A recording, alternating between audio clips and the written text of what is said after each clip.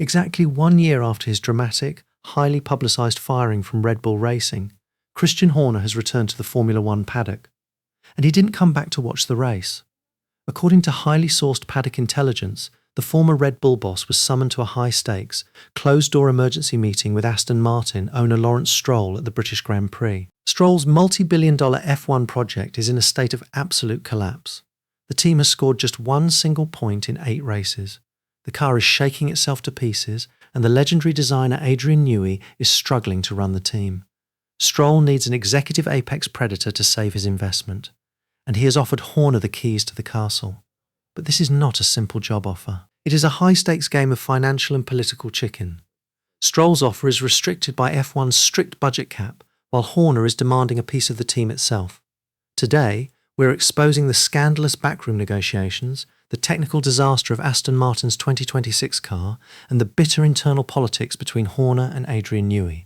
This is the Silverstone Summit. Welcome to Front Lockout.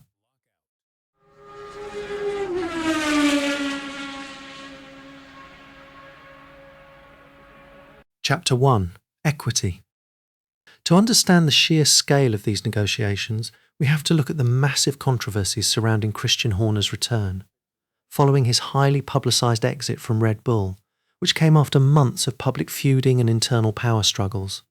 Horner secured a massive £80 million severance package to settle his contract. With his pockets full and his reputation on the line, Horner does not need a paycheck. He wants vindication against the former employers who ousted him. So, when Lawrence Stroll offered him the team principal role, Horner did not accept the salary. Under F1's strict budget rules, a team can only exempt its 3 highest paid employees from the cost cap. Because Aston Martin has already used those exemptions on Adrian Newey, Andy Cowell and Enrico Cardiel, any salary offered to Horner would have to be sucked directly out of the car development budget.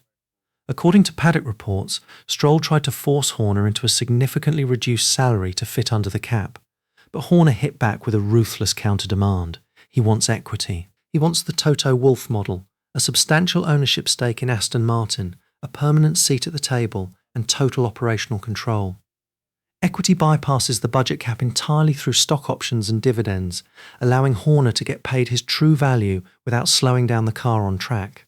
But for Lawrence Stroll, relinquishing ownership of his legacy project is a devastatingly bitter pill to swallow. Chapter 2. The Newey veto and Red Bull's ghosts. But the financial negotiations are only half the battle. The biggest obstacle to Horner joining Aston Martin is the toxic history festering inside the Silverstone factory, specifically the presence of Adrian Newey. According to deeply sourced paddock intelligence, when Stroll first explored hiring Horner earlier in the season, Adrian Newey actively used his massive political influence to veto the move.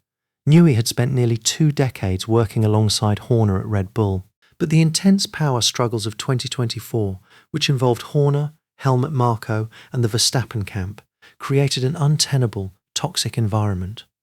It was that exact boardroom warfare that drove Newey to leave Milton Keynes. He was adamant that he would never subject himself to Horner's political manipulation again. But by July, the scale of Aston Martin's crisis has forced a dramatic shift. Newey's resistance is reportedly softening out of sheer operational desperation. Horner is widely recognised as one of the greatest team builders and political shields in the sport's history. By taking over the boardroom battles, managing the intense media, and dealing with Lawrence Stroll's micromanagement, Horner would free Newey to do what he does best, design a fast racing car. Chapter 3. The disastrous car. So, how bad is the situation at Aston Martin? On the track, there is a verified mechanical disaster. The primary failure is a catastrophic integration issue between the chassis and their new works Honda engine. The combination of the engine and the hybrid systems has created violent harmonic vibrations. The vibrations are so severe that wing mirrors and tail lights have physically sheared off the car during races. More alarmingly, these vibrations transmit directly through the steering column.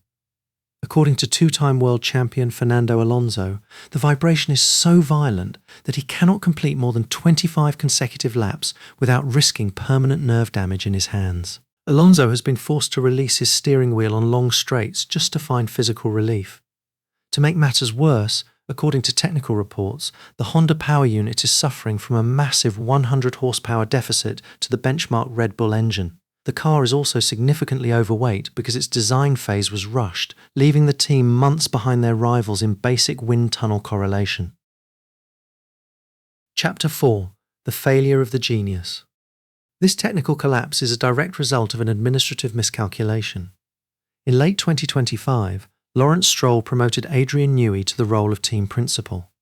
But forcing a pure design genius into a corporate, administrative role has proven to be a failure. Newey's extreme drive for perfection, combined with a lack of managerial delegation, caused the team to entirely miss their critical pre-season shakedown in Barcelona.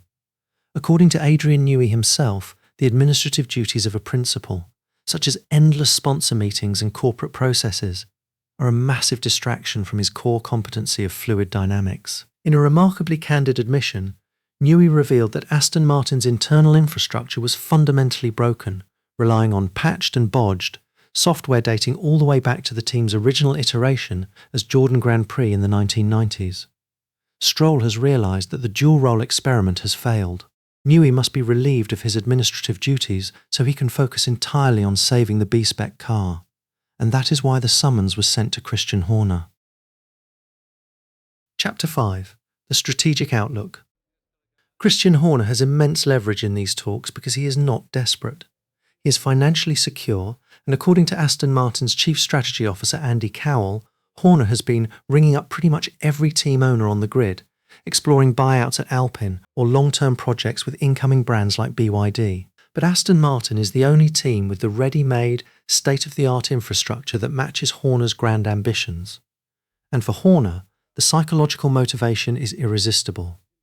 By taking over Aston Martin, reuniting with Newey, and leveraging Honda power, he has the ultimate storyline of revenge. The opportunity to directly dismantle the Red Bull empire he built, using the exact personnel and engine supplier they discarded. So, what do you think? Will Lawrence Stroll swallow his pride, yield operational control, and grant Christian Horner the equity stake he demands to save his team? Can the legendary partnership of Horner and Adrian Newey capture their old magic at Aston Martin? Or is their personal and professional history simply too fractured to survive in a new garage? And if this blockbuster deal falls through, where do you see Christian Horner making his official return to the grid? Let us know your thoughts in the comments below.